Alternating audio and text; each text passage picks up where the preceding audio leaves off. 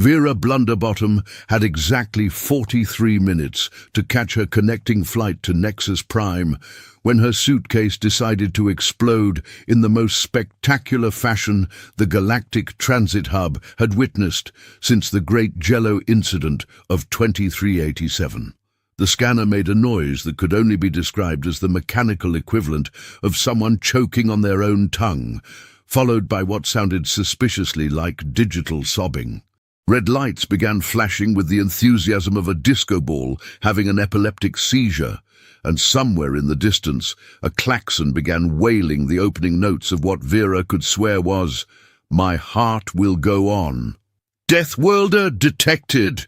screamed a voice that sounded like it had been gargling gravel mixed with liquid terror. "Initiate protocol. Brown pants emergency."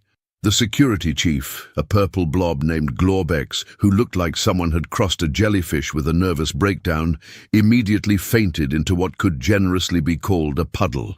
3 other security guards, who resembled nothing so much as anxious pool noodles with eyes, began hyperventilating through their gill slits. Vera, meanwhile, stood there holding a tube of toothpaste and wondering why everyone was acting like she'd just pulled out a nuclear warhead. "Excuse me!" she shouted over the cacophony of panic. "I just wanted to know if I could keep my toiletries in my carry-on." This caused Glorbex to revive just long enough to faint again, this time with considerably more dramatic flair. You see, what Vera didn't know, and what would have saved everyone a considerable amount of psychological trauma, was that her innocent tube of ultra-whitening mint-fresh toothpaste contained fluoride.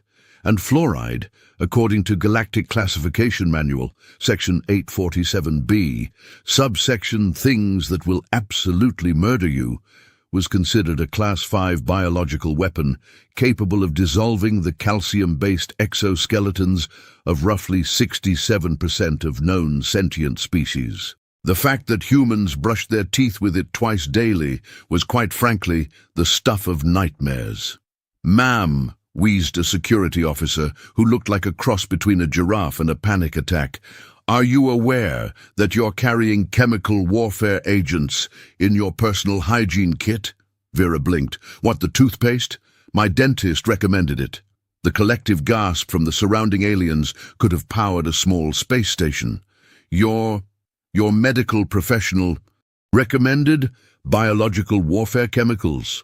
stammered another guard, whose 3 eyes were now rotating independently in what could only be described as the optical equivalent of a system crash. "Well, yes, for plaque control." "The plaque? You know, that build-up on your teeth that she uses chemical weapons for dental hygiene." At this point, the entire security checkpoint had devolved into what could charitably be described as organized chaos, and more accurately, as a complete clusterfuck of cosmic proportions. Aliens were diving behind barriers, emergency protocols were being activated, and someone, somewhere, was playing what sounded like funeral music through the intercom system. Vera looked around at the pandemonium she had apparently caused and did the only thing a reasonable person could do in such circumstances. She tried to be helpful. "Look, if it's really that big a deal, I can just throw it away. Don't move the weapon. Or maybe put it in a different container. She's threatening to weaponize the weapon. Or I could just not brush my teeth during the trip." This last suggestion caused what could only be described as a collective mental breakdown among the security staff. The very idea that someone would willingly allow plaque to accumulate on their teeth, knowing full well they had access to chemical weapons to prevent it, was apparently so terrifying that 3 more guards fainted, and one began reciting what sounded like prayers in a language that consisted entirely of clicking sounds and whimpers. The head of security, a being that looked like someone had given a nervous breakdown legs and a clipboard, approached with all the enthusiasm of someone walking toward their own execution. "Ma'am," he said, his voice cracking like a 13-year-old asking someone to prom, "I'm going to need you to step into the scanning chamber for additional processing." The scanning chamber turned out to be less chamber and more something that looked like it had been designed by someone who had heard the concept of room described to them by someone who had never actually seen one. The walls were covered in sensors that beeped, buzzed, and occasionally made sounds like confused dolphins. The floor was made of some material that felt suspiciously like it was analyzing her shoe size, while simultaneously judging her life choices. "Please state your name for the record," came a voice from somewhere that might have been a speaker or might have been a very confused alien hiding in the ceiling. "Vera Blunderbottom." A pause. Then, very quietly, Could you repeat that?" "Vera Blunderbottom." Another pause, longer this time. Vera could hear what sounded like frantic whispering in the background, punctuated by occasional gasps and what might have been sobbing. "And your occupation?" "I work in customer service, at a call center." The silence that followed was so profound that Vera began to wonder if the entire facility had been suddenly evacuated. When the voice finally returned, it sounded like it was being transmitted from approximately 6 galaxies away and filtered through someone's nightmares. You deal with angry customers voluntarily?" "Well, yes, it's my job." For how long?" "About 12 years now." The sound that emerged from the speakers could only be described as the noise a universe makes when it realizes it's been fundamentally misunderstanding something very important for a very long time. It was followed by what sounded suspiciously like someone updating a database with trembling hands. And you do this without protective equipment?" Vera looked down at herself. "I have a headset. Just a headset? No armor plating, no psychological shielding, no emergency evacuation pod? It's just customer service. People call, they're upset about their bills, I help them figure it out." She willingly engages in psychological warfare with hostile entities as a recreational activity. It's not recreational. She does it for pleasure. At this point, Vera was beginning to suspect that there might be some kind of miscommunication occurring. The suspicion was reinforced when the chamber filled with what could only be described as terror gas, a purple mist that made everything smell faintly of panic and bad decisions. "Ma'am," came the voice again, now sounding like it was being transmitted through several layers of denial and a healthy dose of sedatives. "We're going to need to ask you a few more questions. Standard procedure for extreme threat assessment." "I'm not a threat. I'm just trying to get to Nexus Prime for vacation." "Vacation? You leave your habitat for fun?" "Don't you take vacations? We have mandatory relaxation periods in controlled environments with medical supervision and emergency response teams standing by. I usually just go to the beach." "What's a beach?" And this was how Vera Blunderbottom, customer service representative from Cleveland, Ohio, accidentally became the first human to require a 6-hour briefing just to explain the concept of lying in the sun for recreational purposes. The briefing took place in what the aliens generously called a consultation room, and what Vera privately thought looked like an operating theater, crossed with a confessional booth and decorated by someone having a prolonged nervous breakdown. The walls were padded with what appeared to be impact-absorbing foam. The chairs were equipped with restraints that the aliens insisted were for safety, and the entire room smelled faintly of fear sweat and disinfectant. The interrogation panel consisted of 3 beings who looked like they had been specifically selected for their ability to appear simultaneously terrified and official. The first, who introduced himself as Senior Risk Assessment Coordinator Plinkton 9, looked like someone had crossed a filing cabinet with an anxiety attack. The second, Deputy Security Analyst Flibber, resembled nothing so much as a nervous breakdown that had achieved sentience and gotten a government job. The third, whose name was apparently unpronounceable in any language that didn't consist entirely of whimpering, looked like someone had tried to create the concept of worry, using nothing but jello and bad intentions. "Let's begin with something simple," said Plinkton 9, consulting a clipboard that appeared to be trembling. "Your planet's official designation. Earth. And the gravitational classification? I don't know. Normal." The panel exchanged glances that could have powered a small panic attack.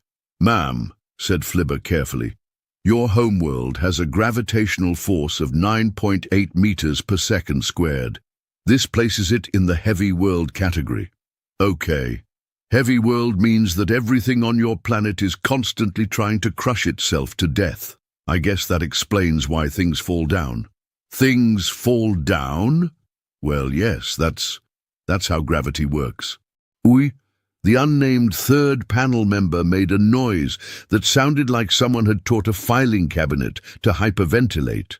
"So you're telling us," said Plinkton 9, his voice rising to approximately the pitch of a dog whistle, "that on your planet, if you release an object, it will fall with potentially lethal force. I mean, if you drop something heavy on your foot, it'll hurt.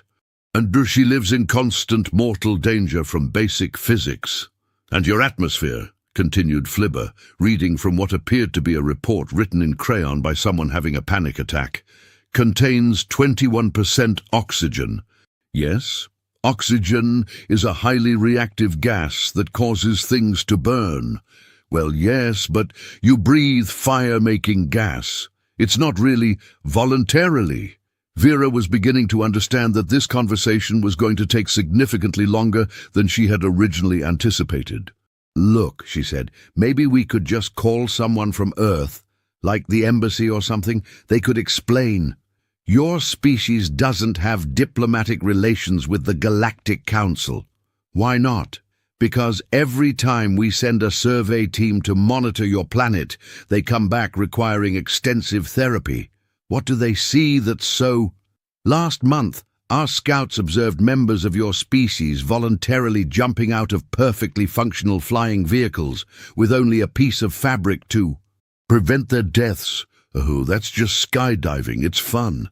The silence that followed could have been bottled and sold as essence of existential dread.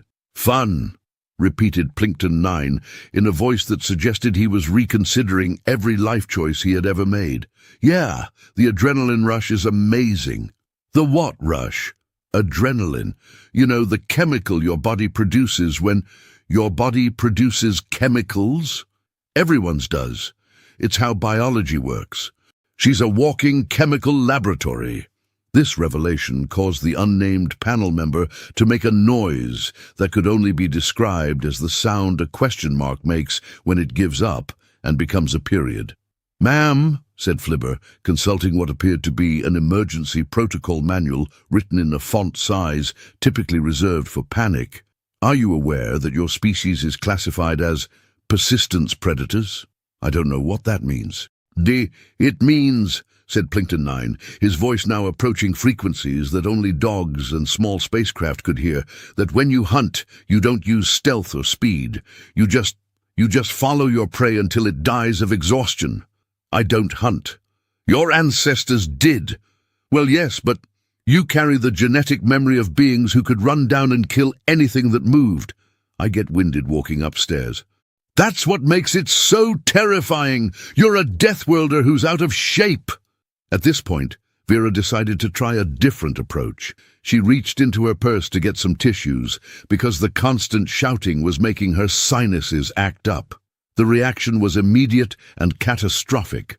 All three panel members dove under their desks. Emergency klaxons began blaring, and somewhere in the distance, someone began broadcasting what sounded like a prayer in a language that consisted entirely of squeaking sounds. "She's reaching for a weapon." "No, I'm just— contain the threat. It's just tissues." "What's a tissue?" Vera held up the packet of tissues. "You know, for blowing your nose?" The silence that followed was so complete that she could hear someone in the next room having what sounded like a complete nervous breakdown. You blow your nose," whispered Flibber. "Yes? With force? I guess. She weaponizes her respiratory system, and she carries specialized equipment for it." The unnamed panel member made a sound that could only be described as the noise fear makes when it achieves consciousness and realizes it's been drastically underestimating the situation. "Ma'am," said Plinkton 9, his voice now coming from what appeared to be a bunker several rooms away, "we're going to need you to demonstrate this nose-blowing for security purposes." "Really? Standard protocol for Deathworlder threat assessment." Vera shrugged, took a tissue, and blew her nose with the sort of casual efficiency that comes from 34 years of having functional sinuses. The sound that followed could only be described as the noise an entire space station makes when it collectively decides that perhaps it's time to reconsider some fundamental assumptions about the universe. "Dear Galactic Council," screamed Flibber, "she can forcibly expel biological materials through her breathing apparatus. It's a projectile system built into her face." The emergency protocols that followed involved 17 different types of alarms, 3 separate evacuation procedures, and what appeared to be someone in the background frantically updating a database titled "Reasons Why Humans Are Absolutely Terrifying," a growing list. "Ma'am," came a new voice, apparently from someone who had been brought in specifically to deal with extreme Deathworlder situations. "We're going to need you to remain completely still while we assess the situation. Can I at least sit down? Sitting is acceptable, but no sudden movements." "What counts as sudden?" "Anything faster than geological processes." Vera sat down very, very slowly and was gratified to note that this didn't cause any additional alarms to go off. The chair, however, made a noise that suggested it was seriously reconsidering its life choices. "Now then," continued the new voice, which belonged to someone who introduced himself as Chief Xenobiological Threat Analyst Quibbleton Prime, "we need to understand the full extent of your capabilities." "I type 47 words per minute." "What kind of typing?" "The regular kind." "With what?" "My fingers." "You have manipulator appendages." "Everyone has fingers. Not everyone has 10 independently operating precision, grasping implements." Vera looked down at her hands. "I never really thought about it." "Never thought about it? You have 10 tools built into your body and you never thought about it? They're just fingers." "Just fingers? Do you have any idea what most species would do to have precision manipulation capabilities like that?" "Use them to type, probably." The sound that followed could only be described as the noise several dozen beings make when they simultaneously realize that they've been thinking about the universe wrong for their entire lives. "Ma'am," said Quibbleton Prime, his voice now carrying the sort of careful tone typically reserved for diffusing explosive devices or negotiating with particularly unstable artificial intelligences, "we need to understand your planet's survival requirements." "Like what?" "Food, water, shelter, that sort of thing." "Oh, that's easy. I need about 2,000 calories a day, 8 glasses of water, and somewhere to sleep that's not too loud." 2,000 calories, give or take. That's the entire weekly energy requirement for a small family of plorbians. I don't know who the plorbians are. They're the most efficient species in the galaxy. Good for them. And you consume their weekly energy requirement every single day. I have a pretty fast metabolism." "A fast what?" "Metabolism. You know, how quickly your body burns energy." "Your body burns energy? How else would it work?" "Most species absorb ambient energy from their environment." "That sounds efficient." "It is. That's the point. You're like a walking energy crisis." "I try to eat healthy." "Undi, what do you eat?" This was apparently the wrong question to ask, because Vera's answer led to what could only be described as the great food safety panic of 2389.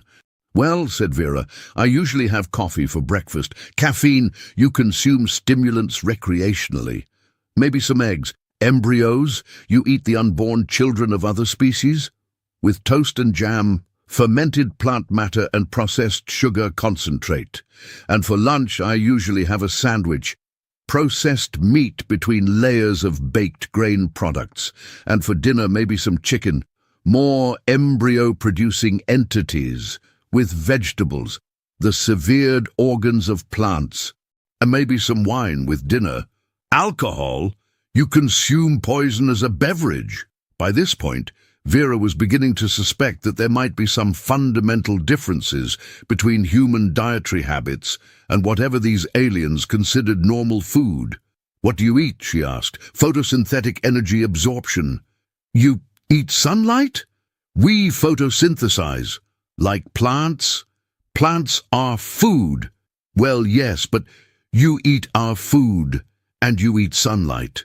"It's not the same thing." "How is it different?" "Sunlight doesn't have feelings." Vera considered this. "Do plants have feelings?" The silence that followed was so profound that she could hear someone in what sounded like the next galaxy over having what appeared to be an existential crisis. We don't know," whispered Quibbleton Prime. "You don't know.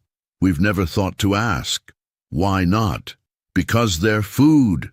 "But what if they do have feelings?" Then we've been committing genocide every time we eat." "But you said sunlight doesn't have feelings." "Sunlight is energy. So is food, technically." That's not the same thing." "How do you know?" And this was how Vera Blunderbottom, customer service representative from Cleveland, Ohio, accidentally caused the first galaxy-wide philosophical crisis about the nature of consciousness, dietary ethics, and whether or not photosynthesis qualified as a morally superior form of nutrition. The crisis, which would later be known as the Great Food Consciousness Debate of 2389, resulted in 17 different species switching to purely synthetic nutrition, 43 others developing severe eating disorders, and one particularly philosophical race deciding to stop eating altogether and see what happened. What happened was that they died, but they did so with the smug satisfaction of knowing they had achieved moral superiority over the rest of the galaxy. Meanwhile, Vera was moved to what the aliens called a secure consultation facility, and what she privately thought looked like a cross between a luxury hotel and a maximum security prison. The room had a bed, a bathroom, and a window that showed a rather nice view of what appeared to be a planet-sized garden, if gardens typically came equipped with force fields and automated defense systems. "Ma'am," came a voice from what she was beginning to suspect was a very sophisticated intercom system. "We've been reviewing your case. And we may have made a slight miscalculation." "What kind of miscalculation?" "Well, it appears that our initial classification of your species may have been based on incomplete information." "What kind of incomplete information?" "We may have accidentally classified your entire species based on your entertainment media." Vera blinked. "Come again." "Our scouts observed something called action movies and assumed they were historical documentaries." "Oh, so when we saw individuals surviving explosions, falling from great heights, and engaging in hand-to-hand combat with multiple opponents, you thought that was normal?" "We thought it was Tuesday, but those are just movies." "What's a movie?" And so Vera found herself explaining the concept of fictional entertainment to a galaxy that had apparently never encountered the idea that someone might pretend to do something dangerous for the amusement of others. "So you're telling us," said what sounded like an entirely new voice, possibly belonging to someone who had been brought in specifically to handle philosophical crisis management, "that your species creates false narratives for recreational purposes. We call them stories." "Stories?" "Yes, stories. Fiction, make-believe. You voluntarily lie to each other for fun. It's not lying, it's creative expression." "Creative expression. Art." "Dame, what's art?"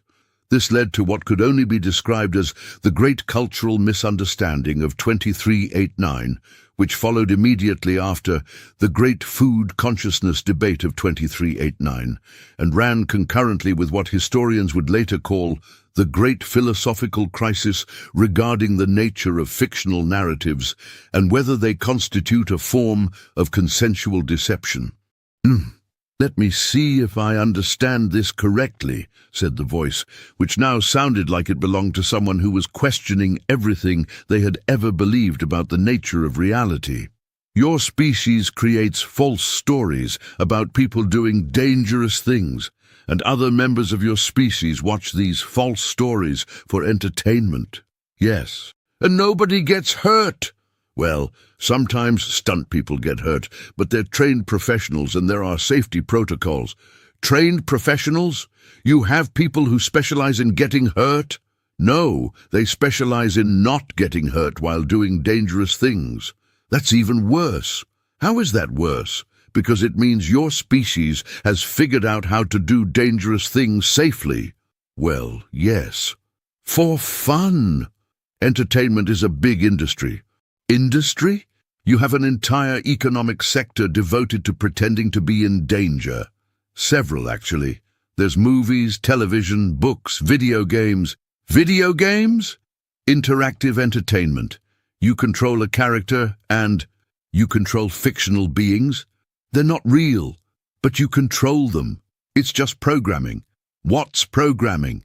At this point, Vera began to suspect that this conversation was going to take considerably longer than her original 43 minutes. The explanation of computer programming took roughly 6 hours and resulted in what became known as the Great Artificial Intelligence Panic of 2389. And the revelation that humans had created thinking machines for the purpose of entertainment led to an emergency session of the Galactic Council.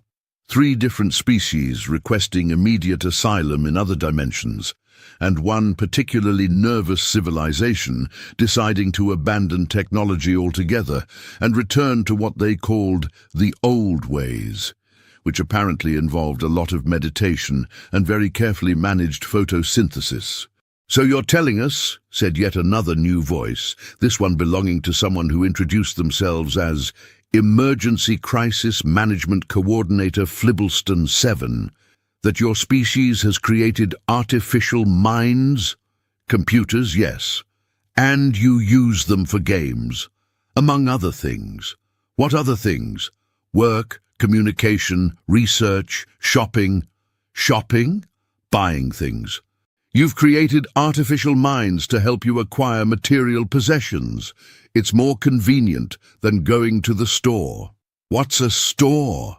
The explanation of retail commerce led to the Great Economic Philosophy Crisis of 2389, which was immediately followed by the Great Crisis regarding the ethics of material acquisition, and the Great Crisis about whether having too many crises might itself be a crisis. Let me understand this," said Flibbleston 7, their voice now carrying the sort of tone typically associated with someone who has gazed into the abyss and found it gazing back with interest and possibly a small amount of hunger. "Your species has created a system where you exchange symbolic representations of value for material goods, and you've automated this process using artificial minds." "That's a pretty accurate description of online shopping, yes." "And this is normal?" "It's pretty convenient." "Convenient? I can buy almost anything and have it delivered to my house." "Your house? Where I live? You have a personal dwelling." "Everyone does. Everyone has their own personal space." "Well, some people have apartments, some have houses." "Apartments? Smaller personal spaces." "You have different sizes of personal spaces, depending on what you can afford." "Afford?" "How much money you have." "Money?" And so Vera found herself explaining the concept of currency to a galaxy that had apparently been operating on some sort of resource-sharing system that she couldn't quite understand, but which seemed to involve a lot of communal decision-making and group consensus about who needed what when. "So you're telling us," said what was apparently the seventh different crisis management coordinator to be assigned to her case, that your species has created a system of symbolic value exchange that allows individuals to acquire personal possessions based on their ability to accumulate these symbols. That's capitalism, yes. Capitalism. It's an economic system. You named it. People name things. You name economic systems. We name everything. Everything, pretty much. Even things that don't need names. Especially things that don't need names. Why? It makes them easier to talk about. You talk about things that don't need names? How else would you refer to them? We don't. How do you discuss complex topics? We don't have complex topics. What do you talk about? The weather, photosynthesis rates, whether the sunlight tastes good today. Sunlight has a taste. Well, no, that's the point. It's a very simple conversation. That sounds boring. Boring? You know, not interesting. What's interesting? And this was how Vera Blunderbottom, customer service representative from Cleveland, Ohio, accidentally introduced the concept of intellectual curiosity to a galaxy that had apparently been perfectly content discussing the weather for the past several million years. The introduction of intellectual curiosity led to what historians would later describe as the Great Boredom Revelation of 2389, followed immediately by the Great Rush to Discover Interesting Things, and concluded with the great realization that maybe some things are better left undiscovered, but it's too late now. "Imam," said a new voice, this one belonging to someone who introduced themselves as Supreme Emergency Coordinator for Unprecedented Galactic Philosophical Crises, Blunderton Prime. "We need to ask you a very important question." "Okay. Are there more of you? More humans?" "Yes. About 8 billion. The silence that followed was so complete and so profound that Vera began to wonder if everyone in the facility had simply ceased to exist. 8 billion? Whispered Blunderton Prime. "Give or take. 8 billion beings like you. Well, we're all different, but yes, we're all human. 8 billion Deathworlders who eat poison, breathe fire gas, live under crushing gravity, create artificial minds for entertainment, have their own personal spaces, exchange symbolic value for material goods, name everything including things that don't need names, and discuss complex topics for recreational purposes." That's actually a pretty good summary. And they're all on one planet. Yes, together. Where else would they be? How do you not all kill each other? We have laws. Laws? Rules about what you can and can't do. You made rules? Lots of them. How many? I don't know. Thousands, millions. There are lawyers who specialize in just knowing what the laws are. Lawyers? People who understand the rules. You have specialists who specialize in understanding the rules that you made about what you can and can't do. The legal system is pretty complicated. Complicated? Well, yes. When you have 8 billion people living together, you need a lot of rules. 8 billion people living together? On the same planet, yes. How? We built cities. Cities? Large groups of buildings where lots of people live and work. How large? Some cities have millions of people. Millions? New York has about 8 million. 8 million Deathworlders in one location. It's actually pretty nice. Good restaurants, Broadway shows. What's Broadway? And so Vera found herself explaining the concept of live theatre to a galaxy that was still trying to process the idea that 8 billion Deathworlders could live on the same planet without immediately destroying each other and everything around them. The explanation of live theatre led to what became known as the Great Performance Art Panic of 2389, which coincided with the Great Urban Planning Crisis of 2389, and the great realization that maybe humans are actually pretty good at this whole civilization thing. "You mean to tell us," said Blunderton Prime, their voice now carrying the sort of tone typically associated with someone who has just realized that everything they thought they knew about the universe was not only wrong, but wrong in ways that were actively making them question the nature of reality itself. That your species has not only survived having 8 billion individuals on one planet, but has actually organized yourselves into functional social groups. We call them societies. Societies. Yes, we have governments, schools, hospitals, governments. Groups of people who make decisions for larger groups of people. You let some people make decisions for other people? We vote for them. Vote? We choose who we want to make decisions. You choose. It's called democracy. Democracy. Rule by the people. Rule? Well, governance, really. What's governance? Organization. Making sure everything runs smoothly. Runs smoothly? So people can go about their daily lives without everything falling apart. Daily lives. You know, work, family, hobbies. Hobbies! Things you do for fun in your spare time. Spare time. When you're not working. You don't work all the time. Most people work about 8 hours a day. Only 8 hours. Well, that's full-time. Some people work part-time. Part-time? Fewer hours. Ooh, what do you do with the rest of the time? Sleep, eat, spend time with family, watch television, read books. Books? Stories written down on paper. Paper. Processed plant material that you can write on. You process plants into writing surfaces, among other things. What other things? Buildings, furniture, clothing. You make things out of dead plants? And dead animals, and metals and plastics. Dead animals? Leather, wool, that sort of thing. You wear the skins of other creatures. It's very practical. Practical? Good for protection from the weather. What kind of weather requires protection? Rain, snow, extreme temperatures. Your weather tries to kill you. Sometimes. And you just live with that. We dress appropriately. Appropriately? We wear clothes that protect us from the weather. You have specialized equipment for weather survival. We call them clothes. Clothes. Fabric coverings for your body. Fabric. Woven fibers. Woven. We take small threads and interlace them to make larger pieces of material. You manipulate matter at the fiber level. It's just weaving.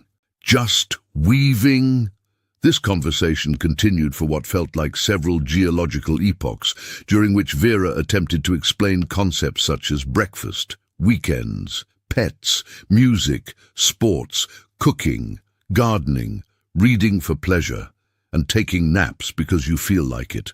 Each explanation led to increasingly frantic consultations among what appeared to be a rapidly growing team of crisis management specialists, philosophers, xenobiologists, and what she could only assume were the galactic equivalent of therapists. "Ma'am," said a new voice, this one belonging to someone who introduced themselves as Ultimate Supreme Coordinator for Incomprehensible Galactic Paradigm Shifts, Wibbleton Maximum. "We've been in consultation with the highest levels of galactic government." "Okay, and we've reached a decision." "What kind of decision?" "We're going to classify your species as beyond classification." "What does that mean?" "It means we're creating an entirely new category just for humans." What category?" "Impossibly functional Deathworlders."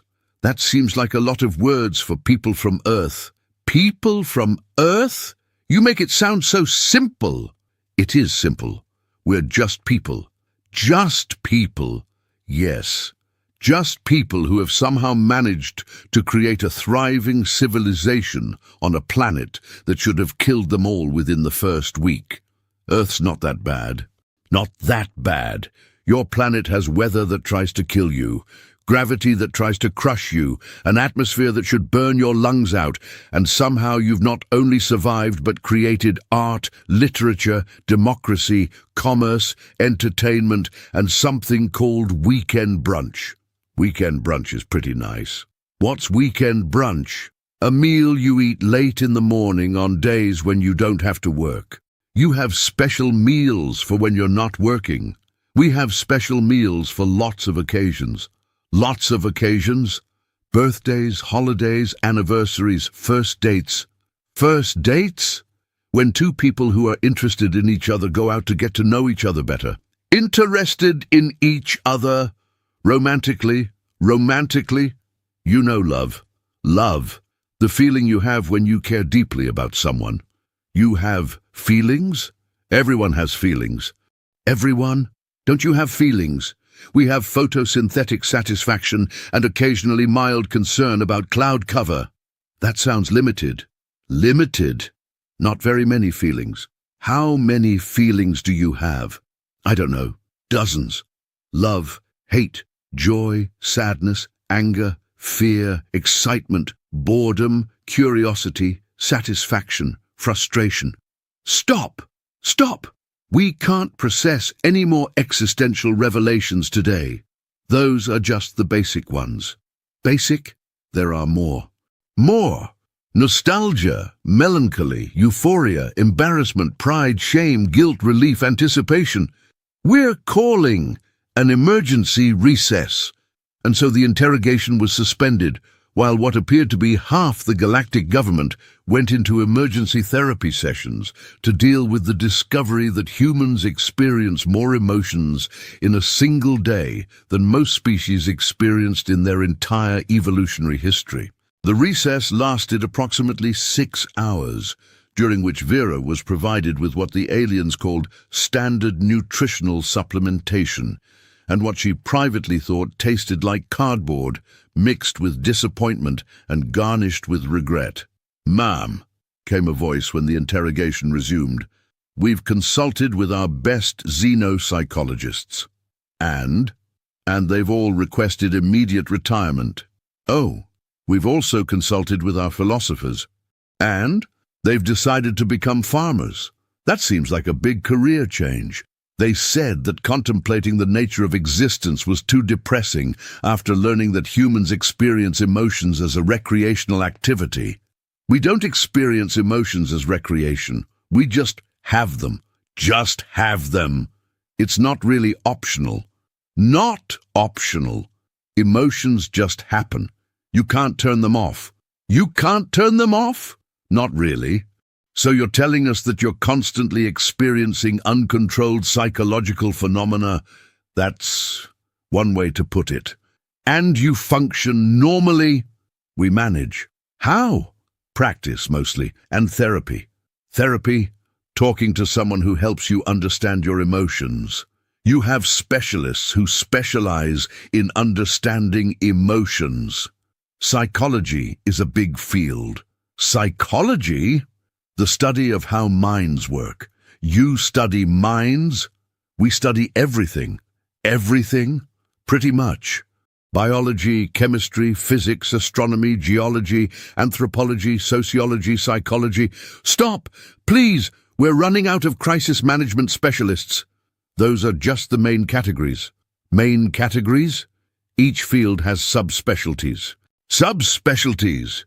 Like within biology, you have marine biology, molecular biology, evolutionary biology. We're declaring a galactic emergency. Is that serious? It's the first galactic emergency in over 10,000 years. What was the last one? Someone discovered that purple wasn't actually a color. What happened? It turned out to be a measurement error. Purple is definitely a color. That's good. But this is different. How? This is an emergency about the nature of intelligence itself. How so? Because you've made us realize that we've been thinking about thinking all wrong. What do you mean? We thought intelligence was about being efficient and logical and avoiding unnecessary complications. And you've shown us that real intelligence is about making everything as complicated as possible and then somehow making it work anyway. I don't think we do that on purpose. Not on purpose. It just sort of happens. It just sort of happens.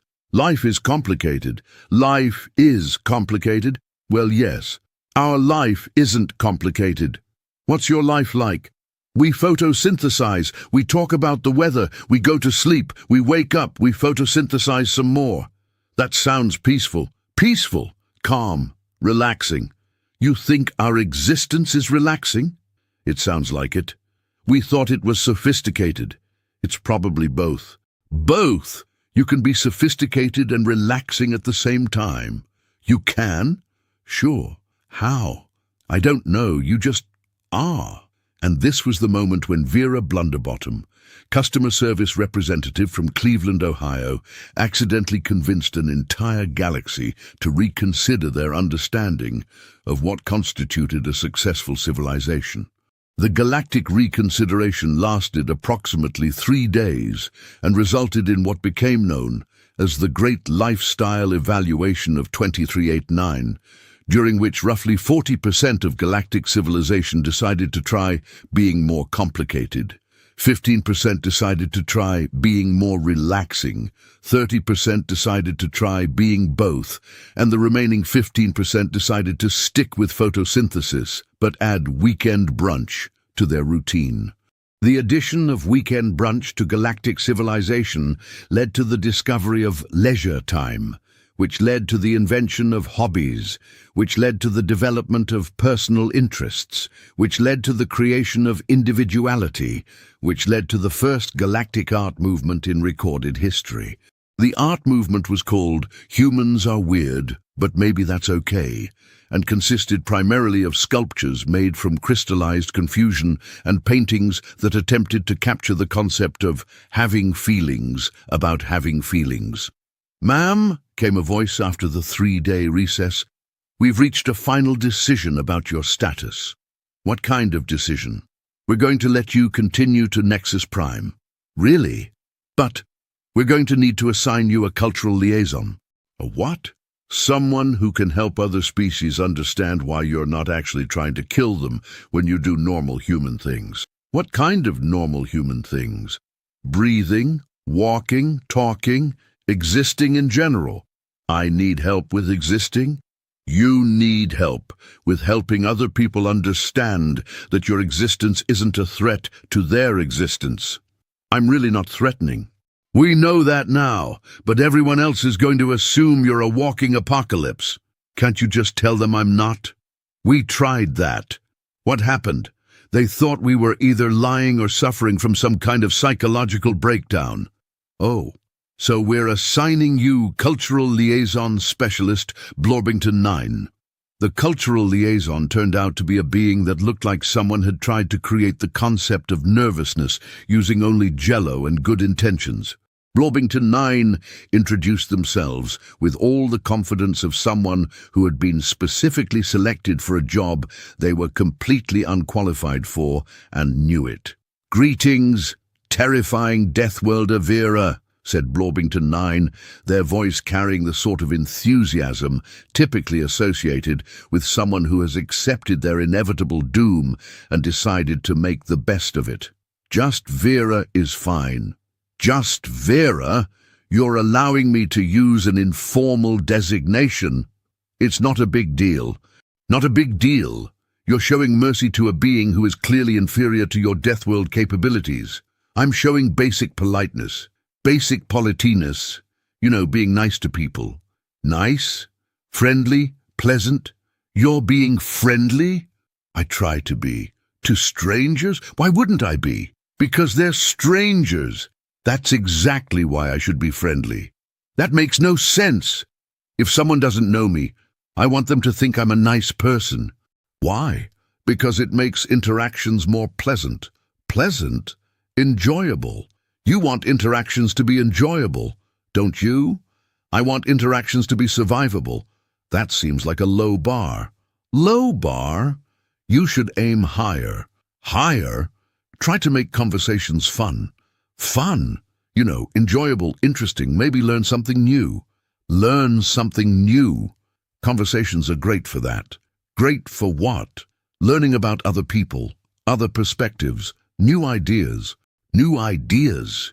You've never had a conversation where someone told you something you didn't know before. We don't have those kinds of conversations. What kind of conversations do you have? Weather reports. That's it? Sometimes we discuss photosynthesis efficiency. Sounds limited. Limited? You could talk about so many other things. Like what?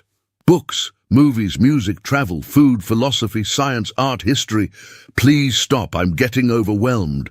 Those are just the broad categories. Broad categories? Each topic has subtopics. Subtopics? Like with music, you could talk about different genres, composers, instruments, concerts you've been to. Concerts? Live musical performances. Live? People performing music in real time while you watch. People perform? Musicians, yes. Musicians? People who make music. People make music. Some people make music. Some people listen to music. Some people do both. Both? You can be a musician and also enjoy other people's music. That's possible? Very common, actually.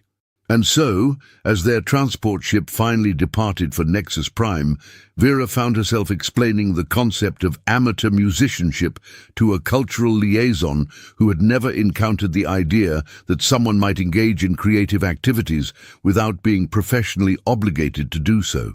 The trip to Nexus Prime took approximately 2 days, during which Vera inadvertently introduced Blorbington 9 to the concepts of small talk, personal anecdotes, asking questions because you're genuinely curious about the answer, and laughing at things because they're funny rather than because someone has made an official humor designation.